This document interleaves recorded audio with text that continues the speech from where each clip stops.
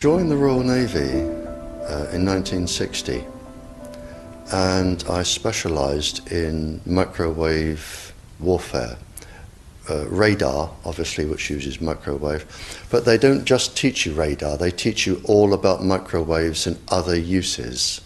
So I understood about microwave warfare and how it can damage people, how it can harm people.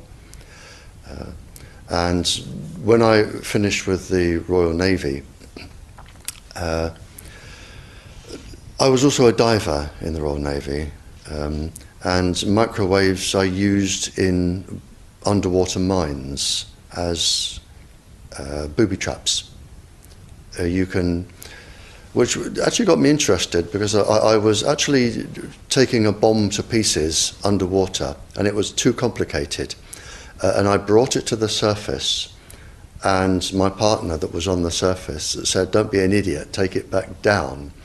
He said, "If somebody's beaming you with microwaves, they'll go right through you, and as you open the casing, trigger a photoelectric cell, and it'll blow all of us up." And he said, "If it doesn't go through to the bomb, it'll aim it at your head and make you make a mistake." And that's really got me interested from that point, because I thought, well, how can microwaves going into your brain make you make a mistake? And I asked a lot of questions. I have a very curious brain. And the forces, they're very good at explaining things and telling you things. So I did that, and I also did a medical course while I was in to help me understand everything. And when I left, a small part of my job was to question captured agents, spies, terrorists, because microwaves then were used as weapons, as they are today. It is a perfect stealth weapon, and when governments don't like a group of people, for instance, the ladies who protest at Greenham Common in England about the American missile base they camped, they were microwaved. We microwaved Catholics in Northern Ireland to make them sick. It goes on all over the world, and it's a weapon that you don't know you're being targeted, because the dose is very, very low, which is actually more dangerous than a high dose. It's very, very low, and it may take a year or two, but you can cause neurological damage and cancers with low-level microwaves, and you can make all your opponents sick. It's a perfect weapon for a government to use. So that was going on, and I gathered all the information about that from people who were captured from other countries to find out what technologies they had, what pulse frequencies they used. But as I said, it was only a small part of my work, but because I was highly trained in it and I was useful, it just became a part of my working structure, along with master criminals and terrorists and all sorts of people that I found incredibly interesting, actually, to talk to. Very, very interesting. And then when I left there, I took a job teaching, and I taught advanced level physics, and I specialised in nuclear and atomic radiation, and again microwaves. And I've just always been in microwaves. And then it was a doctor, I went to see a doctor once, as most teachers do, with a sore throat. And he said, as most doctors do, "It's viral, there's nothing I can do for you." And I was leaving, and he said, "Hang on, Barry," he said, "you're a physicist?" And I said, "Yeah." And he said, "Can you explain something?" He said, "I went to a house that had a cot death 5 years ago. And the family moved, and a new family moved in. They had a new baby. The cot was in exactly the same place, and there was another cot death." And he said, 5 years apart. And he said, "There's a transmitter the other side of the child's bedroom wall. Could the transmitter cause the cot death?" And I said, "I don't know." I said, "But I'll look into it." And then I found that microwaves were involved, and I knew what microwaves did. And a while later, I went back to the doctor, I wrote a paper on it, and I said, there's your answer. Microwaves can cause cot death by 2 or 3 different mechanisms. There's your answer. And then, for some reason, he told somebody who told somebody, and people started phoning me up and writing to me, saying, can you explain this, or can you help with that? I've never actually asked anyone if I can do anything. They always come to me. And then the police came to me and said, we're getting this new tetra airwave system, we don't understand what's happening. Can you read all this scientific rubbish and just put it into Janet and John and tell us? And I said, of course I can. So that was published, and since then it's snowballed and snowballed and snowballed, and now I receive up to 1,000 communiques a week from various countries, various people, and I can't handle it. So, and I'm here now because somebody asked me to come here. Wi-Fi, I think anyone who puts Wi-Fi into a school should be locked up for the rest of their life. I really do. I think they're not fit to walk on the surface of this planet because they haven't looked at the research, and whatever incentive they have, it is not worth the genetic problems that parents are going to face with their children when they're born. And if you think of a single parent, a mother, who has a genetically deformed child, that particular mother will feel guilty because she gave birth. She will feel guilty, and she will be worried every single second of every single day for her life.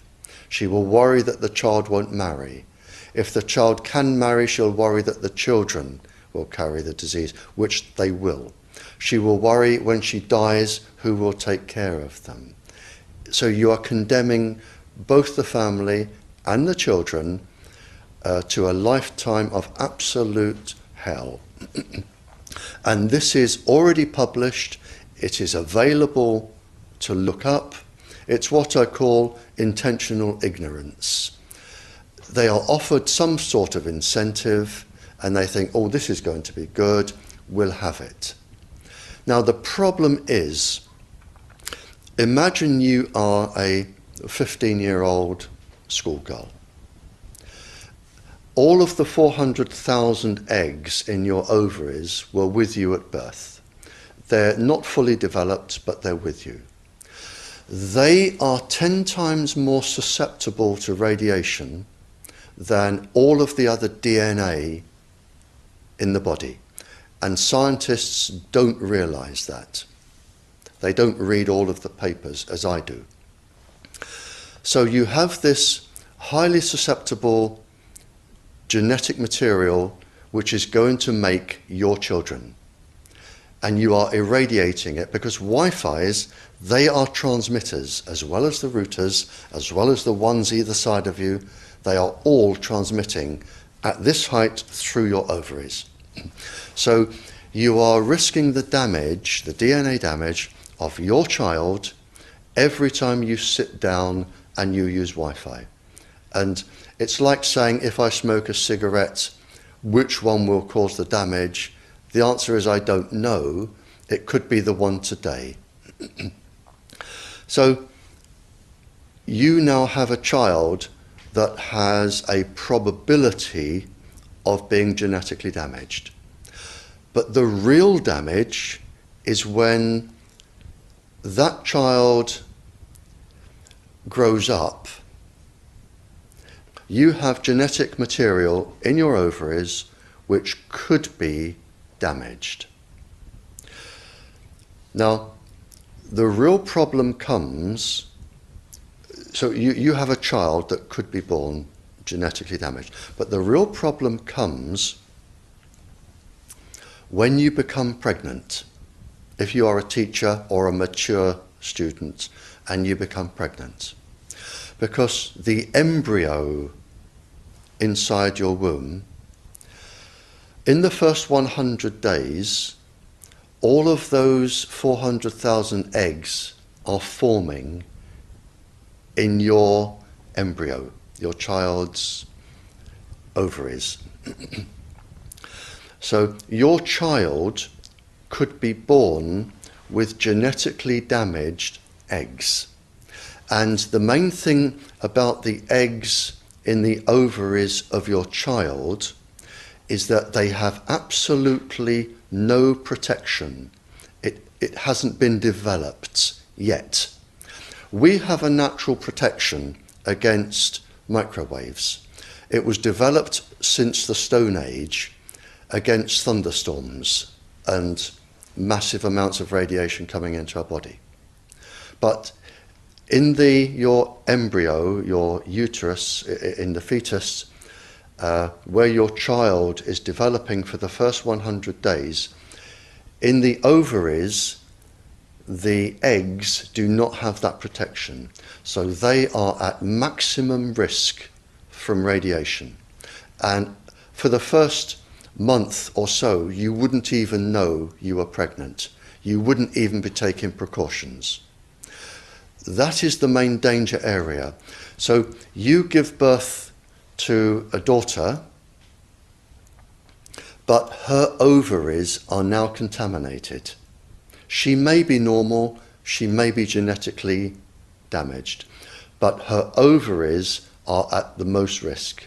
So when your daughter grows up and she becomes pregnant and has a baby, this is where one of these eggs will be fertilized and come out. So the real damage here is your grandchildren. That is where it is going to show most.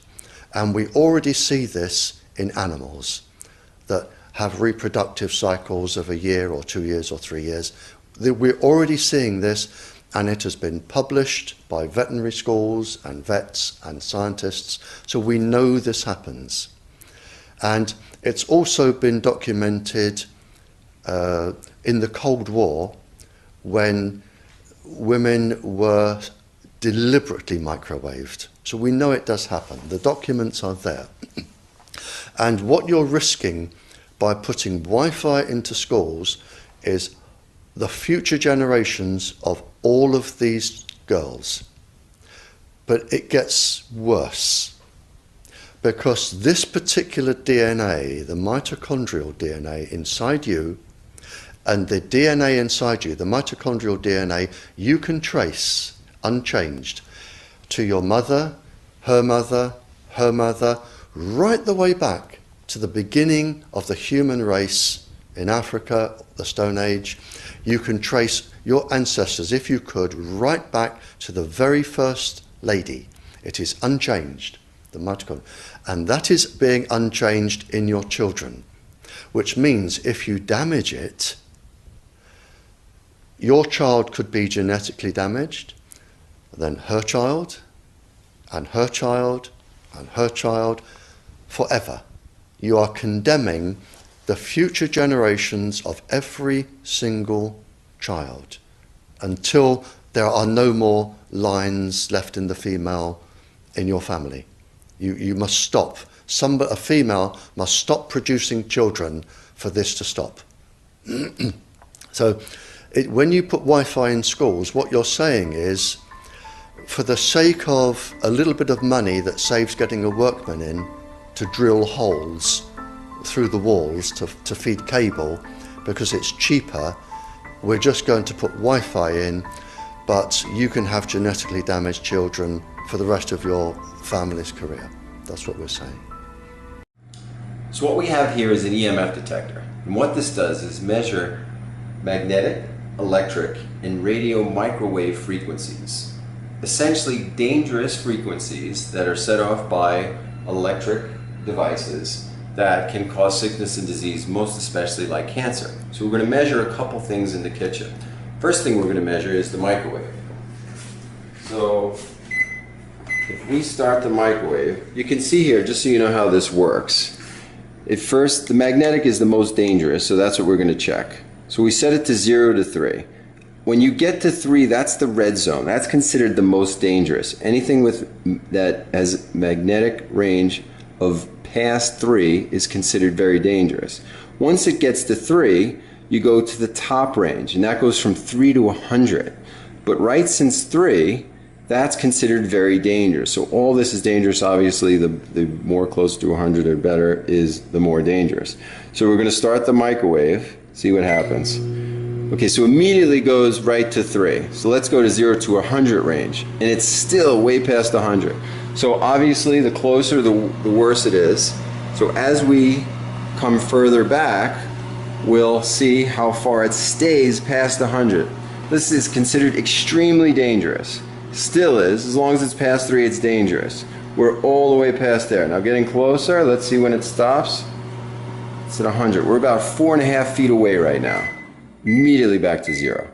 So that's how dangerous the microwave. So in addition to taking all the vitamins and nutrients and radiating your food, the microwave, just standing within about 4.5 to 5 feet of it, is dangerous for you because of all the magnetic rays that it has.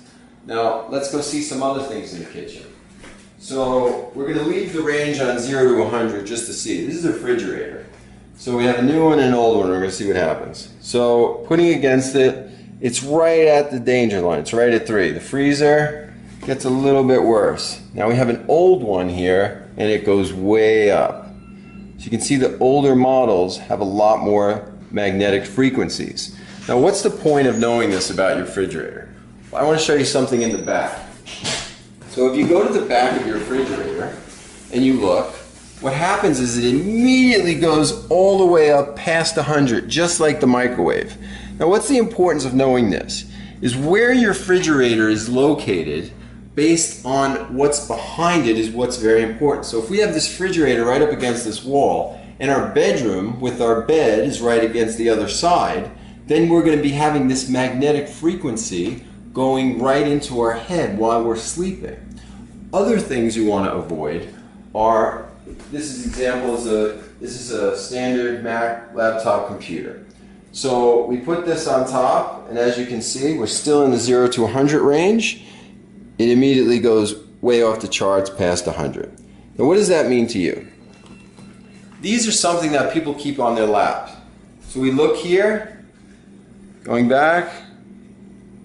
As soon as I get within a couple inches of it, it goes way off the chart. Now remember, 3 is what's dangerous. We're all the way up past 100 when I touch it.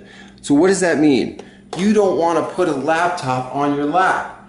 That's why Apple is no longer calling these laptops. They're calling them personal computers. Because when you put this on the lap, you're having it right on top of your reproductive organs. Really bad place to do that. They make a slab, a thin slab that you can put, if you really need to have this on your lap, to put it on your lap before you put the computer on, and it'll be helpful to you is because it stops all of the radiation. Here comes another big one. We're going to try a couple of cell phones.